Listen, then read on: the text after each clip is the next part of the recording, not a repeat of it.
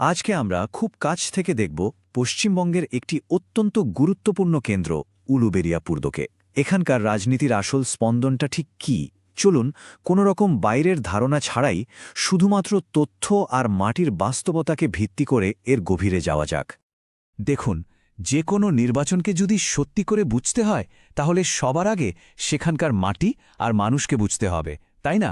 কারণ রাজনীতি তো আসলে আর কিছুই না, মানুষের প্রতিদিনের জীবন, তাদের স্বপ্ন, তাদের সমস্যারই একটা প্রতিফলন। তো চলুন একদম গোড়া থেকে শুরু করা যাক। আচ্ছা, এই পুরো বিশ্লেষণটা আমরা কিভাবে সাজিয়েছি একবার দেখে নিই। প্রথমে আমরা এখানকার মাটি আর মানুষজনকে চিনব, তারপর দেখব সংখ্যা কি বলছে। এরপরে নজর দেব মূল প্রতিদ্বন্দ্বীদের দিকে, জানব মানুষের আসল অভিযোগগুলো কি কি, আর সেখান থেকে একটা সমাধানের রূপরেখা তৈরি করে শেষে আমরা বিজয়ের পথের দিকে এগোব। তো চলুন শুরু করা যাক আমাদের প্রথম পর্ব দিয়ে। দেখুন, যে কোনো রাজনৈতিক স্ট্র্যাটেজি তো আকাশ থেকে পড়ে না, তাই না? ওটা তৈরি হয় একদম মাটির বাস্তবতার উপর দাঁড়িয়ে। আর সেই কারণে উলুবেড়িয়ার মানুষ আর তাদের পরিস্থিতি বোঝাটা সবার আগে দরকার। উলুবেড়িয়া পূর্বের চরিত্রটা কিন্তু বেশ ইন্টারেস্টিং। এটা শহর আর গ্রামের একটা দারুণ মিশ্রণ। মানে দেখুন, প্রায় 63% এলাকা শহুরে আর বাকি 37% গ্রামীণ। এই যে একটা বৈচিত্র্য, এর কারণে কিন্তু এখানকার মানুষের চা পাওয়া, তাদের সমস্যাগুলো একদম আলাদা। আর এটাই এখানকার রাজনৈতিক সমীকরণকে বেশ জটিল করে তোলে। ভাবুন একবার, শহরের মানুষের যা চাহিদা, গ্রামের মানুষের সমস্যা তো তার থেকে অনেকটাই আলাদা। এখানেই তো আসল চ্যালেঞ্জটা। এখানকার মানুষজনের রোজকার জীবনটা ঠিক কেমন, কি নিয়ে তাদের লড়াই? দেখুন, NH6-এর অবস্থা এতটাই খারাপ যে ওটা এখন নিত্যযাত্রীদের কাছে একটা বিভীষিকা। আবার ধরুন 2019 আর 2023-এর বন্যা চাষিদের একেবারে কোমর ভেঙে দিয়েছে। একসময় হাওড়া ছিল শিল্পের প্রাণকেন্দ্র, আজ সেই কলকারখানা বন্ধ, বেকারত্ব চরমে, এমনকি রেশনের চালের মান নিয়েও মানুষের মনে গভীর ক্ষোভ। এই যে ছোট ছোট মনে ভাবার সমস্যাগুলো, এগুলোই কিন্তু একসাথে জমে একটা বড় রাজনৈতিক ঢেউ তৈরি করে। আচ্ছা, মাটির কথা তো হলো, এবার চলুন একটু সংখ্যার দিকে নজর দেয়া যাক। কারণ দিন শেষে মানুষের মনের কথা কিন্তু ভোটের বাক্সেই সংখ্যা হয়ে বেরিয়ে আসে। তো দেখা যাক উলুবেড়িয়া পূর্বের সংখ্যাগুলো আমাদের ঠিক কী গল্প শোনায়। শুরুটা করি 2016 সাল দিয়ে। সেবারের বিধানসভা নির্বাচনে বিজেপির ভোট শেয়ার ছিল মাত্র 16.50%। এটা ছিল তাদের বেসলাইন, শুরুর জায়গা। এই সংখ্যাটা কিন্তু মাথায় রাখতে হবে, কারণ এর পরের 5 বছরে যা হয়েছে তাকে এক কথায় অবিশ্বাস্য গোলা চলে। আর এই দেখুন, মাত্র 5টা বছর 2021 সালে এসে সেই ভোট শেয়ার প্রায় দ্বিগুণেরও বেশি বেড়ে গিয়ে দাঁড়াল 35.95%। এই যে একটা বিশাল লাফ, এটাই পরিষ্কার বুঝিয়ে দিচ্ছে যে এলাকার রাজনৈতিক হাওয়া কত দ্রুত বদলে যাচ্ছিল। কিন্তু প্রশ্ন হল, এই ভোটটা এলো কোথা থেকে? এর পেছনের গল্পটা বুঝতে হলে 2016-তে ফিরে যেতে হবে। তখন বামেদের মানে সিপিএমের ভোট ছিল 32%-এর উপরে। 2021-এ এসে সেই ভোট ব্যাংকটা প্রায় উধাও। এর একটা বিরাট অংশ সরাসরি বিজেপির ঝুলিতে চলে যায়। মানে লড়াইয়ের মহরটাই ঘুরে গেল। যেটা ছিল বাম তৃণমূলের লড়াই, সেটা হয়ে দাঁড়ালো সরাসরি তৃণমূল বনাম বিজেপির লড়াই। এই টেবিলটা দেখলে পুরো ছবিটা একদম জলের মতো পরিষ্কার হয়ে যাবে। দেখুন, 2016-তে লড়াইটা ছিল ত্রিমুখী, তৃণমূল, বাম আর বিজেপি। কিন্তু 2021-এ এসে বামেরা ফ্রেমের বাইরে, লড়াইটা সরাসরি তৃণমূল আর বিজেপির মধ্যে। তৃণমূল কংগ্রেস যদিও তাদের ভোট কিছুটা বাড়িয়েছে, কিন্তু বিজেপির এই উত্থানটা ছিল দেখার মতো। আর একটা জিনিস খেয়াল করুন, ভোটের হার কিন্তু 82-83% কাছাকাছি। এর মানে এখানকার মানুষ রাজনীতি নিয়ে ভীষণভাবে সচেতন। তো সংখ্যাতত্ত্ব তো অনেক হলো, এবার চলুন সেই মানুষগুলোর দিকে তাকানো যাক যারা এই লড়াইয়ের কেন্দ্রে রয়েছেন, অর্থাৎ এখানকার মূল প্রতিদ্বন্দ্বীরা। একদিকে রয়েছেন শাসক দলের বিধায়ক বিদেশ রঞ্জন বোস।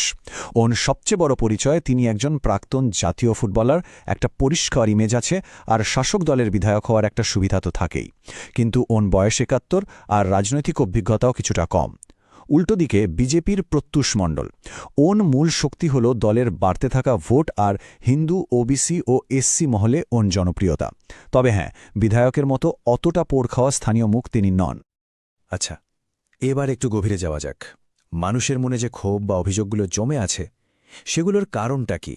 কারণ দিনের শেষে তো এই ক্ষোভই ভোট হয়ে বাক্সে পড়ে।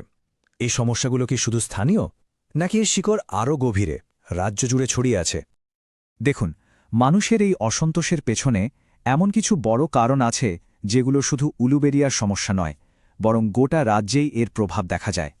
যেমন ধরুন, সরকারি প্রকল্পে কাটমানির অভিযোগ, 2021-এর ভোট পরবর্তী হিংসার সেই ভয়াবহ স্মৃতি, শিক্ষক নিয়োগ দুর্নীতি যা লক্ষ লক্ষ ছেলেমেয়ের ভবিষ্যৎ নিয়ে ছেলেখেলা করেছে, সিএএ নিয়ে যে বিভাজন তৈরি হয়েছে, কিংবা সংখ্যালঘু তোষণের যে অভিযোগ। এই ইস্যুগুলো এতটাই বড় যে এগুলো অনেক সময় প্রার্থীর ব্যক্তিগত ইমেজকেও ছাপিয়ে যায়। এই বড় বড় রাজ্য স্তরের ইস্যুগুলোর পাশাপাশি মানুষের রোজকার জীবনের ছোট ছোট কষ্টগুলোও কিন্তু কম গুরুত্বপূর্ণ নয়। এই যেমন ধরুন NH6-এর বেহাল অবস্থা।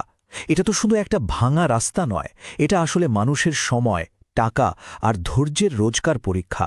আর যখন প্রশাসন দিনের পর দিন এমন একটা সমস্যার সমাধান করতে পারে না, তখন সরকারের ওপর থেকে মানুষের বিশ্বাসটা কিন্তু আস্তে আস্তে চলে যেতে শুরু করে। তো সমস্যাগুলো তো আমরা চিহ্নিত করলাম, কিন্তু শুধু সমস্যা খুঁজে বের করলেই তো হবে না, সমাধানটাও তো ভাবতে হবে। চলুন এই পর্বে আমরা দেখি যে এই সমস্যাগুলো মেটানোর জন্য ঠিক কী ধরনের স্ট্র্যাটেজি আর উন্নয়নের পরিকল্পনা নেওয়া যেতে পারে। একটা উদাহরণ দেখি। বিজেপির একটা স্ট্র্যাটেজিক ফ্রেমওয়ার্ক হল এই চতুর্মুখ মতবাদ। এর 4টে স্তম্ভ। প্রথমটা শিব, অর্থাৎ দুর্নীতির বিরুদ্ধে আগ্রাসী আক্রমণ। দ্বিতীয়টা বিষ্ণু, মানে আইন শৃঙ্খলা আর স্থিতিশীলতার আশ্বাস। তৃতীয় হল ব্রহ্মা, নতুন উন্নয়ন আর কর্মসংস্থানের সৃষ্টি। আর চতুর্থ হল দুর্গা, নির্দিষ্ট সম্প্রদায়কে সুরক্ষা দেওয়ার প্রতিশ্রুতি। দেখুন কিভাবে সাংস্কৃতিক প্রতীক ব্যবহার করে একটা শক্তিশালী রাজনৈতিক বার্তা দেওয়ার চেষ্টা হচ্ছে। শুধু কথায় তো চিড়ে ভাজে না, মানুষের কাছে একটা নক্কর প্ল্যান নিয়ে যেতে হয়। এই টেবিলটা দেখুন, এখানে 3টে খুব নির্দিষ্ট প্রকল্পের কথা বলা আছে। 1. 400 কোটি টাকায় 24 মাসের মধ্যে NH6 সারানো। 2. 150 কোটিতে 18 মাসের মধ্যে বন্যার বাঁধ তৈরি, যা 10,000 একর চাষের জমি বাঁচাবে।